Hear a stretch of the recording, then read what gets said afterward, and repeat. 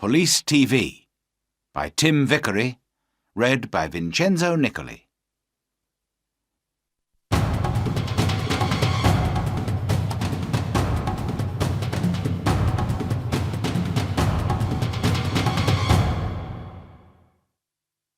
Chapter 1. The Jogger.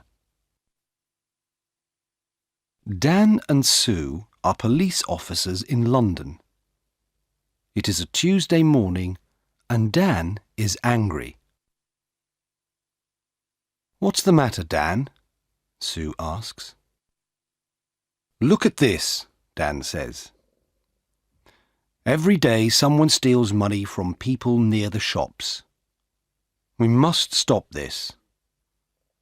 "Yes, of course," Sue says. "But who is it?" "There is a jogger," Dan says. "Every day he runs near the shops. Sometimes he runs into people. Perhaps he steals the money." "OK," Sue says. "Let's go to the shops. Perhaps we can see this jogger." They sit upstairs in a window over the shops. Dan has a radio. They watch the people in the street. "Look," Sue says. "There's the jogger." The young man runs into an old woman and she falls down. The jogger puts his hand on the old woman's arm. "I'm sorry," he says. "Can I help you? Here's your bag." Then a young woman shouts at him. "Don't run here," she says. "It's dangerous. Go away." The young man runs away. Dan talks in his radio. "Quick, stop him. He's running up North Street." A police car stops the young man in North Street. "Are you okay now?" Sue asks the old woman. "Yes, thank you." "Where is that nice young woman? I can't see her now." "Have you got all your money?" Sue asks. The old woman looks in her bag. "No, I haven't. My money's in my purse. But my purse isn't here." "OK, Sue," Dan says. "Let's talk to the jogger." "Who are you?" Sue asks the young man. "My name's Peter Jones. Why? Who are you?" "We're police officers." "Why do you go running past the shops every day?" "Why not? I like running." "OK," Dan says. "Let's look for the money." "What money?" Peter Jones asks. "What are you talking about? I never take money with me when I run." Dan looks for the money, but he cannot find any. "Can I go now?" Peter Jones asks. "OK," Dan says angrily, "but don't come back." "Why not?" Peter asks angrily. "I live here. And I'm not doing anything wrong." He runs away. "What do we do now?" Sue asks. "Where is the old woman's money and her purse?" "I don't know," says Dan. "Somebody has it. But who?"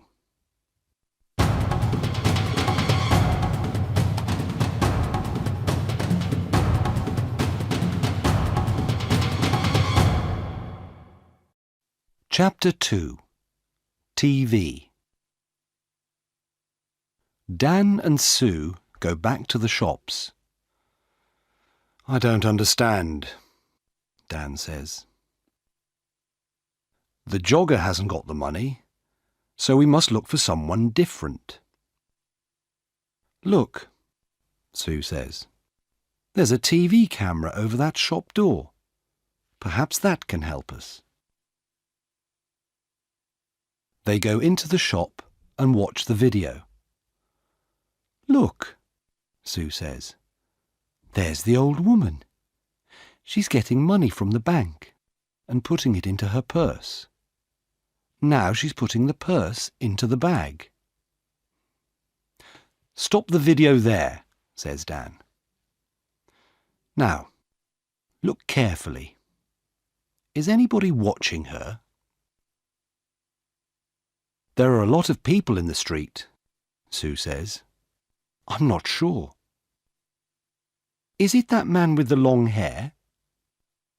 Perhaps, says Dan. Let's go on. What happens next? They watch the video. The jogger runs into the old lady. He stops and helps her. She shouts at him and he runs away. Then a lot of people come and help the old lady. Look, Sue says. The long-haired man has her arm. Yes, but that woman has her bag, Dan says. What's she doing with it? Oh, I can't see. There's a man in front of her. Listen, I have an idea, Dan says. You go to the bank tomorrow and take some money out. Why is that a good idea? Sue asks. Because we can watch you, Dan answers. Get a lot of money from the bank and let everybody in the street see it. Take a radio too, so you can talk to me. OK, Sue says. We can do that tomorrow morning then.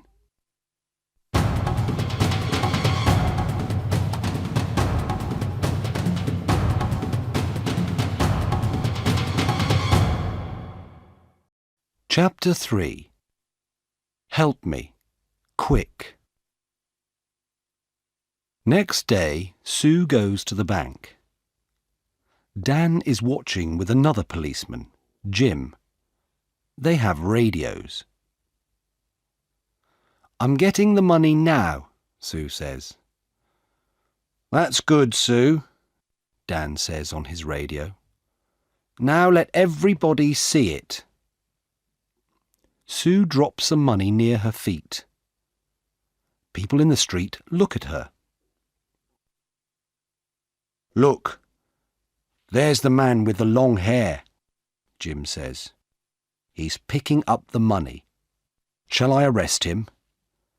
No, wait, Dan says. Watch. The man picks up the money and gives it to Sue. Here you are, he says. That's a lot of money. Be careful. Thanks, Sue says. That's okay. The man smiles and walks away. Have you got all the money, Sue? Dan asks by radio. Yes, it's all here, Sue says. What can I do now? Buy some things in the shops and then walk slowly down the street, Dan says. We're watching you. Sue buys some apples, milk, and bread. Then she walks slowly down the street. Dan and Jim watch her go.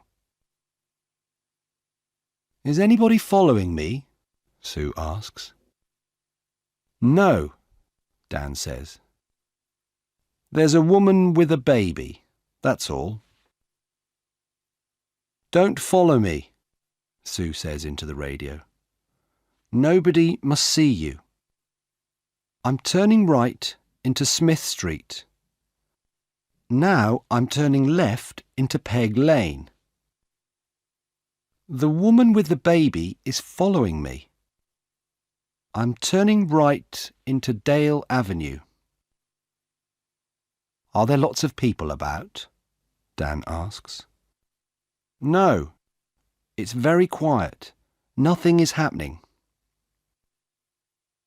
Dan and Jim wait. Then Sue shouts, "Be careful! Oh, help me! Quick! Help!" The jogger, Peter Jones, runs into Sue and she falls over. There are apples, milk and bread everywhere. "I'm sorry," says the man. "Let me help you." The woman takes Sue's arm. "Are you okay?" she asks. "Go away," she shouts at the man. But he sees the radio in Sue's pocket. "What's this?" he asks. "A police radio? Give me the money, quick!" He takes the money and runs. The woman wants to run after him, but Sue holds her.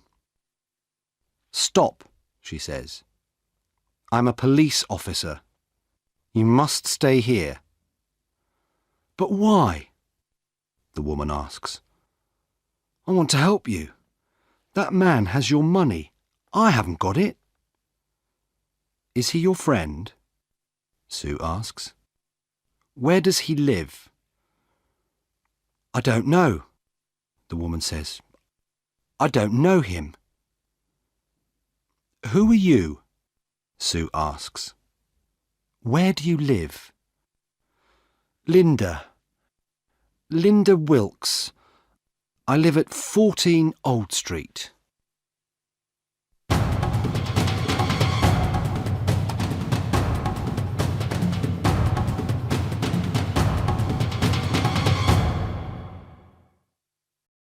Chapter 4. Man with a Knife. Dan runs up to Sue. "Are you okay?" he asks. "Yes, I'm okay," she says. "Go on, Dan. Run." Sue calls a police car on her radio. Dan runs after Peter Jones. "Jim, he's turning left into Dock Lane," he shouts. "Can you see him?" "I can see him, but he's running very fast," Jim says. The jogger sees Jim and gets into a boat. Jim runs to the river and gets into the boat too.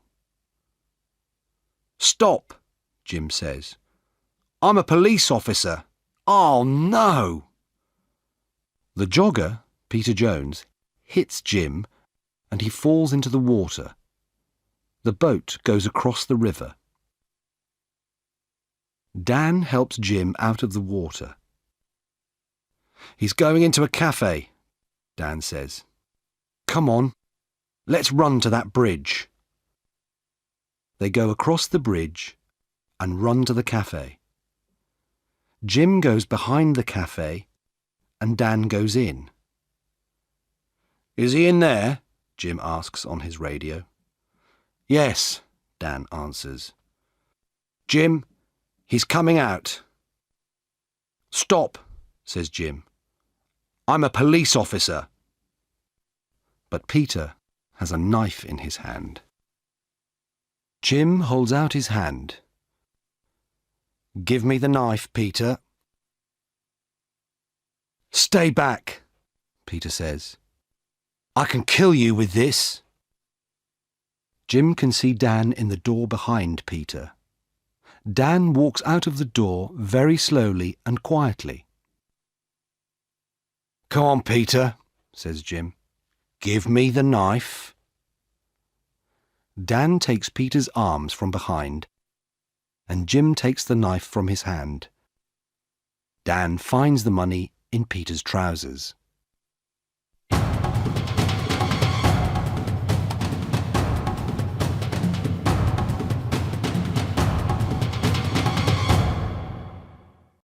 Chapter 5.